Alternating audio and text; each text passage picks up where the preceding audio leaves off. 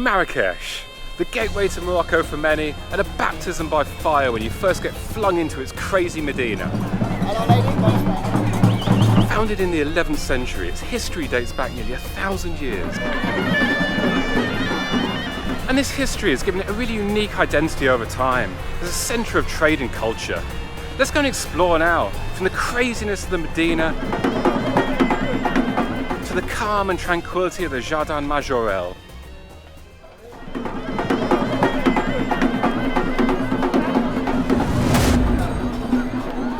Now, if Marrakesh is the starting point to any trip to Morocco, then the Medina has to be the starting point for any trip to Marrakesh. This is a crazy place. It's so vibrant, it's absolutely full of life, there's people everywhere. There's some bad characters who are going to take advantage of you straight away, so you've got to watch out here. But this is beautiful. It's just a piece of living history here in Marrakesh. Endless winding alleyways you get completely lost in.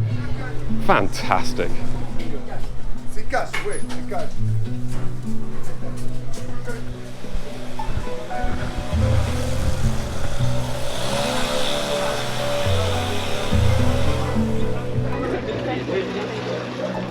The heart of the Medina and of Marrakesh itself is the vibrant marketplace called Jardin el-Fnaa Square. You can't help but find yourself here again and again and again. Hello bro, وحسن. يا أخي نو شو لك. Thank you. Welcome to Jardin el-Fnaa. At night it absolutely comes alive with restaurants and street food set up all over the square. Entertainment, so many people, so much going on, and crazy little alleyways going off all sides to the Medina. This place is chaos, but it's so cool. All right, now this is absolutely one of the joys of the Jardin el-Fnaa Square here. The juice stands, you get this amazing fresh fruit juice. They're all calling for your attention. This man won mine, he was the loudest. But the juice is going to be absolutely lovely. Don't know what I'm going to have yet, but you got the mixed juice. Mix banana, ananas, papaya, mango, kaki, lipish. Oh, fantastic. One of those for me, please. Oh, there we go. Okay, there you go, sir.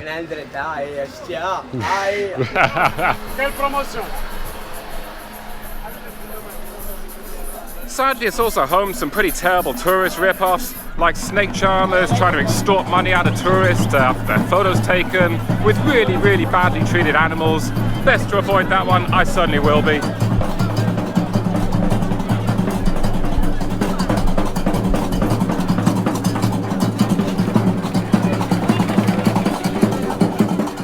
Okay, going to head on now up to the main mosque of the city. I see that at the top of this square. There's a lot of noise going on right now. The minaret of the mosque here is certainly distinctive, quite an imposing sight at the end of the square here.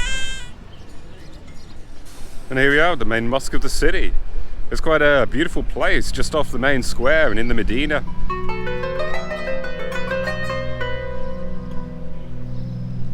The crowds seem to be building with the minute, but also the temperature seems to be building by the minute. It's really, really getting hot here now. Okay, time to try a bit of traditional Moroccan breakfast. I'm in the Gueliz neighborhood right now at Cafe 1913. This looked like a great place to come. It certainly is a traditional. This is way off the tourist trail and the prices are fantastic. So I've ordered a traditional Moroccan breakfast called beldi, which has a traditional tea as well, the mint tea. Okay, and here we go. So a traditional Moroccan breakfast here. Of course, the most important ingredient, the Moroccan tea. So this is tea with a lot of fresh mint leaves in, and there's a certain way to pour it. So I'm going to try and show you guys this now, and I'm probably going to make a right mess of it because I've just arrived this time. But you've got to pour it long to get some bubbles showing up, and that I think will make the tea better, supposedly. So I'm going to start this. Let's give it a go.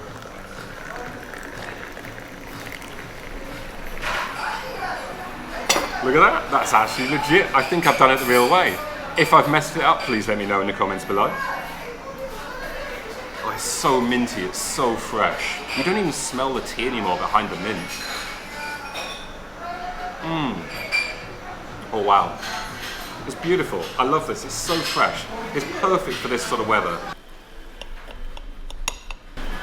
Well, that's quite tough. Right, so I'm thinking maybe a little bit of this honey on here.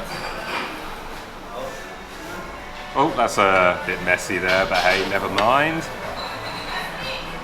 It's definitely a pancake, like a pancake that I have at home, but actually tougher. Actually more kind of, more body to it, if that's a thing with pancakes. Delicious with the honey though. Lovely. Then we've got these flat pancakes as well. Looks a lot softer in the texture there. This is the magic with this pancake. It's got all these little holes in it. So you pour the honey in, it just soaks into these little holes. Give this lovely, lovely flavour. Oh wow. And it's soft, it's buttery, kind of juicy deliciousness. Loving this. Okay, let's get back to the sights of the Medina. It's really quite pretty around here. This is a nice square. Certainly got some charms. Let's take a look.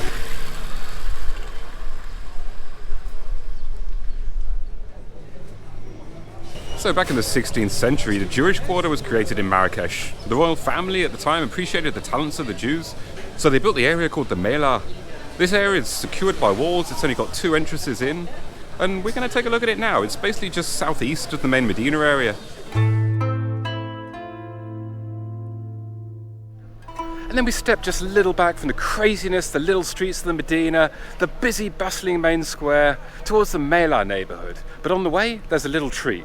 The Bahia Palace, and this is absolutely beautiful, designed in the 19th century by a French architect, and this is famous for geometrical patterns and Islamic art. I've just come out of these winding hallway areas into this beautiful opened area in the middle. It's totally stunning, but it's also absolutely full of people. This is not exactly an off-the-beaten-track site.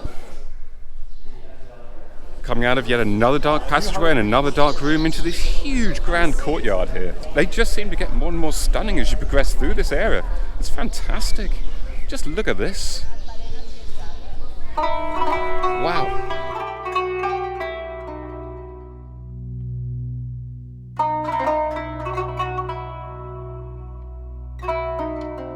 Well, there we go, that was it. I think my tip of the day will be go early. It was certainly very busy, and judging by the queues at the line to pay, it's just getting busier.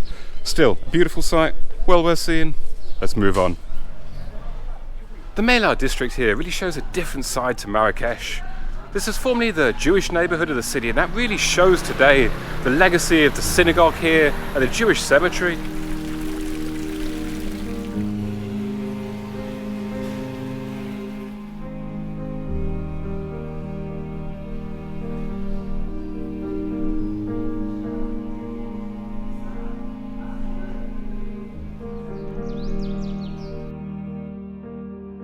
It's absolutely huge here and totally not what I expected.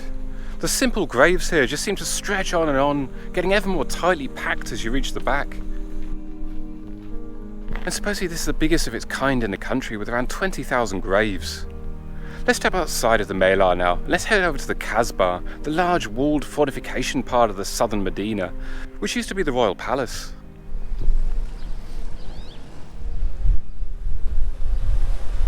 So walking down by the palace to the part of the market just here, we see a lot more of the practicalities of local life, like kitchen equipment, scouring pads, Tupperware, all this sort of thing, some electronics. Everything's for sale around here. Clothes, fruits. So here we've got the winding little alleys of the Jewish quarter. Doesn't seem to stop the mopeds. Of course, nothing stops the mopeds around here.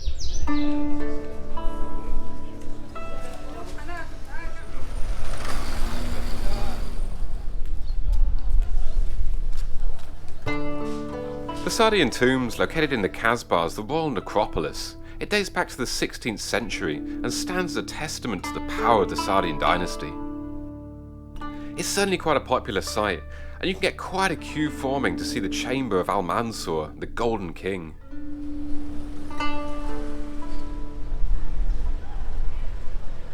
So this is coming out to the edge of the Medina basically now, so one of the gates out, so that's why we see a bit of traffic here. So I'm not really sure whether this will be worthwhile, but I kind of fancy just taking a stroll along the outside of the Medina walls, see what it's like around here, where the old town meets the new and where the big roads run outside.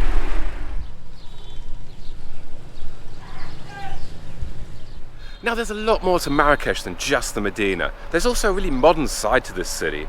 The district of Gueliz is filled with international chains, cafes, restaurants, just the kind of normal stuff you see in any city around the world really. But It's kind of refreshing after the craziness of the Medina. The Medina has so much history, it's beautiful, but it also can be a bit of hassle, and sometimes you need to take a break for it.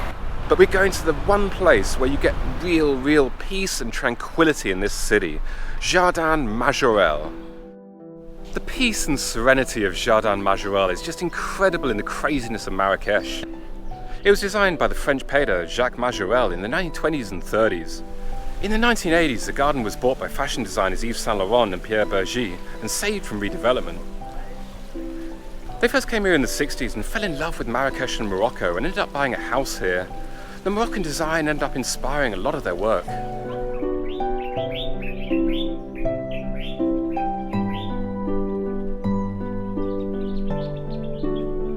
And it's such a beautiful, calm space here. It's so nice that this has been preserved to this day, and it's probably one of the most popular tourist destinations here.